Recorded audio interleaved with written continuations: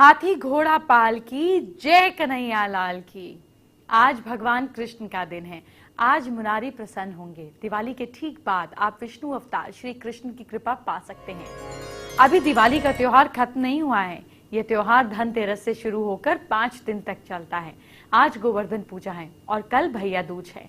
आज के दिन भगवान श्री कृष्ण की कृपा मिलेगी और कल भाई दूज आपके भाई की उम्र लंबी होगी, बहन सलामत रहेगी। आज और कल आपको क्या करना है पूरी इंफॉर्मेशन में देने के लिए आ चुकी हूँ। धूमधाम से दिवाली मना ली ना आपने, लेकिन ये बताइए कहीं आपको किसी की बुरी नजर तो नहीं लग गई।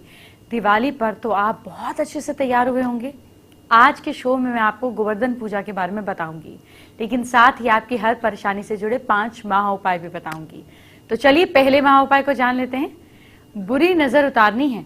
अगर किसी बच्चे को या किसी बड़े इंसान को किसी की बुरी नजर लग गई है तो उसके सिर के ऊपर से पैर तक 7 बार नींबू वार लीजिए। इसके बाद इस नींबू के 4 टुकड़े कर किसी खाली आइसोलेटेड जगह पर छोड़ आइए। नींबू के टुकड़े छोड़ने के बाद या फेंकने के बाद पीछे मुड़ के नहीं देखे। नजर उतर जाएगी, लेकिन अपने बच्चे का इलाज सबसे पहले कराएं। इलाज के साथ में उपाय कीजिए। याद रखिए, मैं हमेशा कहती हूँ इलाज और डॉक्टर की सलाह सबसे ज्यादा जरूरी है, साथ में उपाय कर सकते हैं।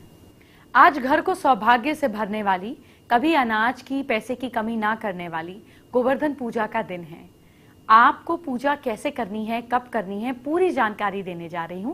सबसे पहले शुभ मुहूर्त जान लीजिए, फिर पूरी पूजन विधि आपको बताऊंगी। आज दोपहर 3:18 से शाम 5:27 तक आपको गोवर्धन की पूजा करनी है। आपको 2 घंटे 9 मिनट तक पूजा करनी है। अब आपको पूजा कैसे करनी है वो जानिए।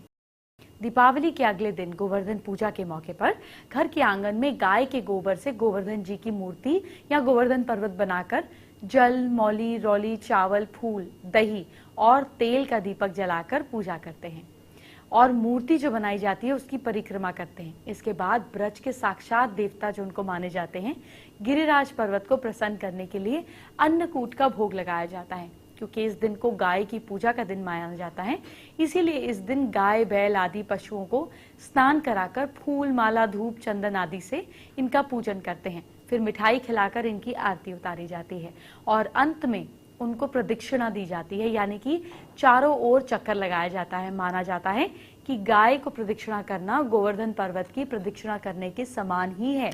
इतना ही इक्विवेलेंट आपको रिजल्ट मिलता है। आपने पूजा का शुभ मुहूर्त और पूजन विधि जान ली। अब जानिए गोवर्धन पर्वत पूजा क्यों की जाती है। ये कथा भगवान कृष्ण और इंद्र की जंग से जुड़ी हुई है। एक्चुअली में ब्रजवासी अच्छी बारिश के लिए इंद्रदेव की पूजा करते थे ताकि उनकी गाय को अच्छा चारा मिल सके। लेकिन कन्हैया ने लोगों को गोवर्धन पर्वत की पूजा करने की सलाह दी। इससे नाराज होकर इंद्र ने लगातार 7 दिनों तक मूसलाधार बरसात की, लेकिन श्री कृष्ण ने गोवर्धन पर्वत उठाकर गांव वालों को बचा लिया। इसीलिए गोवर्धन पर्वत की पूजा की जाती है। गोवर्धन पूजा एक पर्वत की जाती है। अगर आप भी जीवन में कुछ बड़ा करना चाहते हैं तो पर्वत से सीख ले सकते हैं। कहीं से कुछ भी सीखा जा सकता है और सब हमें सिखाने के लिए ही है। सफलता चाहते हैं तो सीखना शुरू कीजिए। जो मैं बताने जा रही हूँ वो स्टूडेंट्स ध्यान से सुने। पर्वत से क्या सीख मिलती है? पर्वत ऊंचा और मजबूत होता है, जो सीख देता है कि प्रोफेशनल्स के तौर पर हमें ऊंचे आदर्श और सिद्धांतों के साथ मजबूती से खड़ा रहना चाहिए।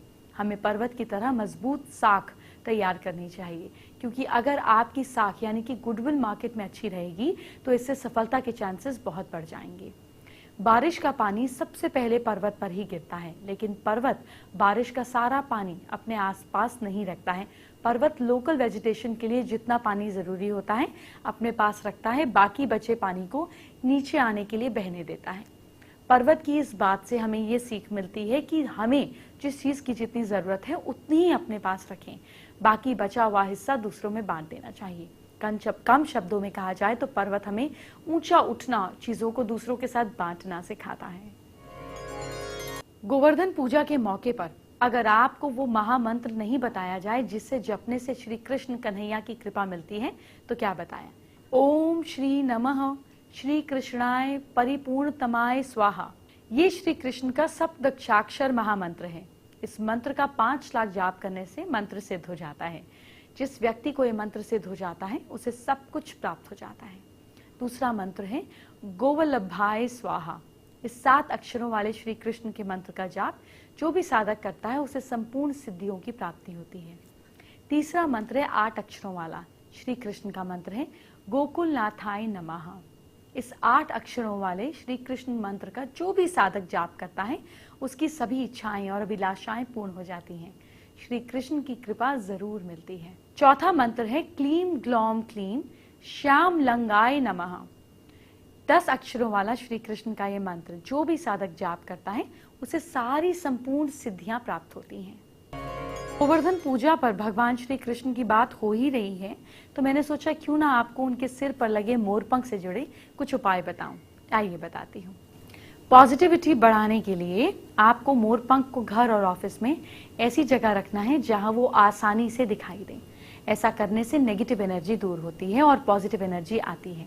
घर में बरकत के लिए मोरपंख को घर के साउथ ईस्ट में लगाएं या रखें। रोज सुबह नहाने के बाद इसके दर्शन करें। ऐसा करने से घर में बरकत होती है। कष्ट दूर करने के लिए घर या बेडरूम में अग्नि कोण में मोरपंख लगाएं।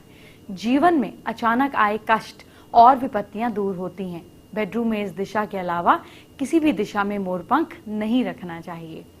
वास्तु दोष दूर करने के लिए घर का मेन गेट अगर वास्तु के मुताबिक ना हो तो मेन गेट पर 3 मोरपंख लगाएं। इन मोरपंखों के नीचे भगवान गणेश की तस्वीर या छोटी सी प्रतिमा रखें। इससे वास्तु दोष दूर हो जाएगा।